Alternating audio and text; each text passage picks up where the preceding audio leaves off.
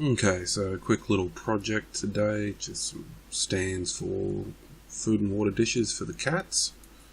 The first one, just knocked together, completely rough, no measurements, eyeballed it.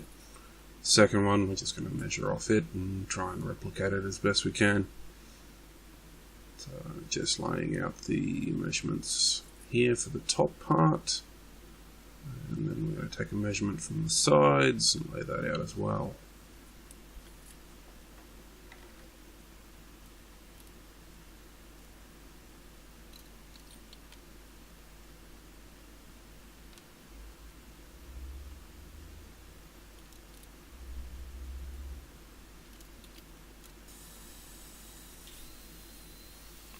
Now making the cuts, we'll score the top first, and then we're going to cut from the other end, so we don't have to worry about the kerf. Measure it out nice and rough, cut it, line it up with the piece again, a little bit over, line it up, trim it off, and that should be nice. Yep, there we go. Now, over to the scroll saw to cut out the holes. And through the magic of editing, or the camera losing all of the footage, there they are. Following that, we're going to do a test fit, make sure that everything goes in, leave a little bit of wriggle room around the bowls rather than trying to be hard fit. Make sure the sides hold it up off the ground well enough. And everything's looking pretty good. And we go over the bandsaw, and we're going to cut out the legs, just give them a little bit of shape and profile. It's nice to make things look a little bit prettier. And again, a little bit of magical editing here, and two cut out in the space of one. And once again illustrating my complete lack of ability to set up a decent camera angle. But hey, it's a great shot of my hand. Of course, we're going to do a little bit more cleanup, take it over to the belt sander, clamp them up, and just smooth them down so they're both cut the same.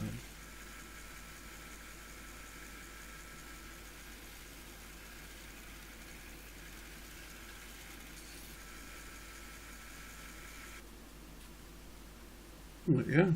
Good. Now, a bit more sanding, and oh no, no sanding with this thing.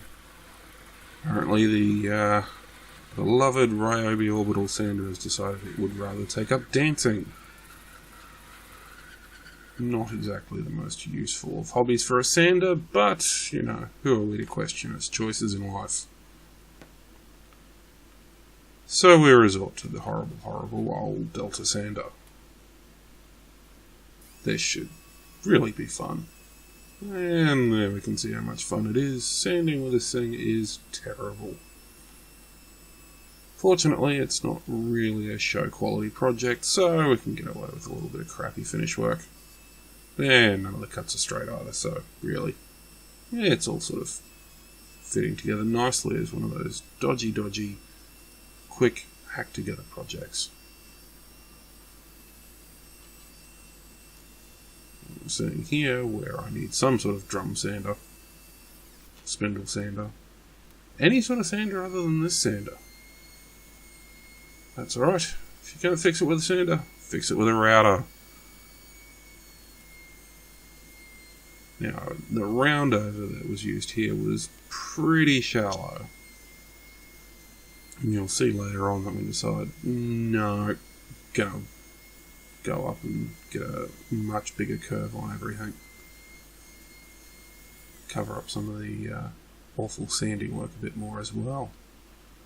And the most fun part of the project, the glue. As always, too much glue is never enough. But we'll clean up the squeeze out anyway. And in a feat of brilliance, we'll see now the best thing is to glue the project upside down and then flip it and put everything out of alignment. And then try and align it again and break out the pin nailer. Followed by clamps. Lots and lots of clamps.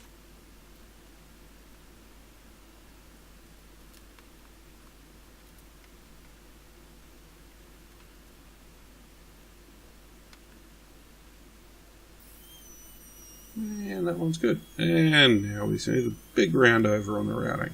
That looks a lot nicer. We're just going to continue around the whole project with the same round over. Nothing fancy, nothing flash. Does the job. And the result comes up pretty good though.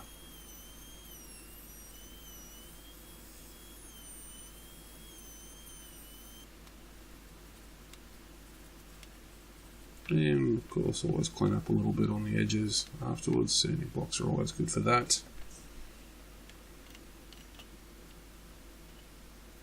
Yeah, not too bad. Yeah, the clamps come off the second one, and we can just repeat the process again. Sand, sand, sand, sand, sand with the crappy sander. Sand some more. Yeah, probably sand some more. And this is the point where the sander really is hopeless. Not that the orbital would have been much better, but in those areas, getting rid of that glue squeeze out, not good at all. But that's alright. We're getting some more sanding things in, hopefully in the not too distant future. That'll do a much better job on that. Clean up all the edges.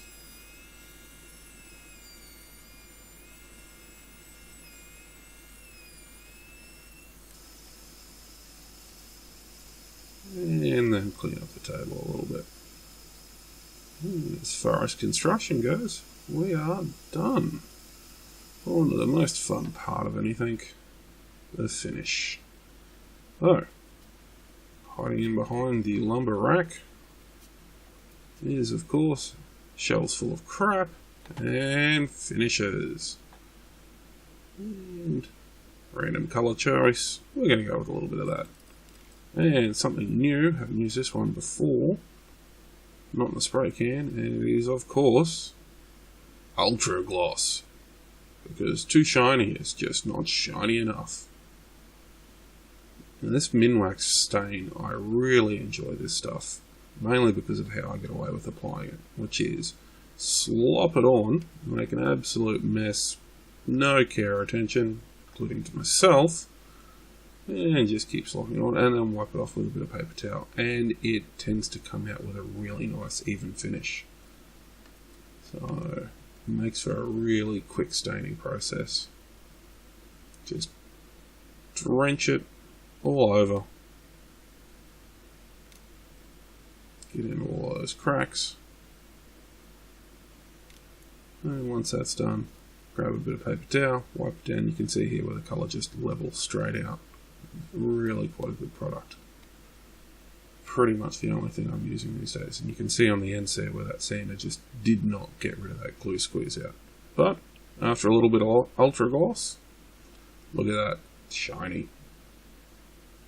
Alright, and that's that. The finished product came out not too bad at all.